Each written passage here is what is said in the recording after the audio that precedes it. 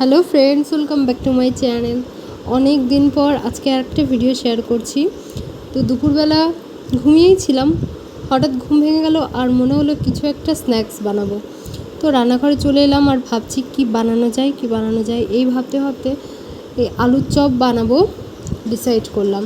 তো at first আলুগুলো সেদ্ধ করে আর ঘরে একটু পনির ছিল, পনিরটা ছোটো ছোটো করে উপর দিয়ে দিয়েছি।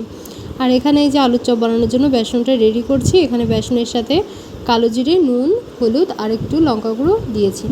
এবার অল্প অল্প জল দিয়ে ব্যাটারটা তৈরি করব। আর এই দিকে বানাচ্ছি একটু টমেটো সস, যেহেতু বাইরের টমেটো সস খাওয়া আমাদের বারণ আছে, তার জন্য বাড়িতেই হোমমেড তৈরি করে নিচ্ছি। তো এই যে এখানে আলুর পুরটা তৈরি হয়ে গেছে। আজকে নিরামিষ, তো নিরামিষভাবেই বাড়িতে বানাচ্ছি। একটু জাস্ট আদা গ্রেট করে লঙ্কা দিয়ে জিরে গুঁড়ো, ধনে গুঁড়ো এই দিয়েই করেছি। এই যে এবার এগুলো শেপ দিয়ে নিলাম, এক একটা শেপ এক এক রকম হয়ে গেছে। যা হোক, এটা তো আর দোকানের না, বাড়ির তৈরি। আর এদিকে টমেটো সসের প্রসেস চলছে। আজকে ফার্স্ট ট্রাই করছি টমেটো সস, জানি না কেমন হবে। যদি ভালো হয় নেক্সট তোমাদের সাথে কোনো দিন এর রেসিপিটা শেয়ার করব। তো এদিকে তেল গরমেও বসিয়ে দিয়েছি। এবার এক এক করে সব চপগুলো ভেজে নেব।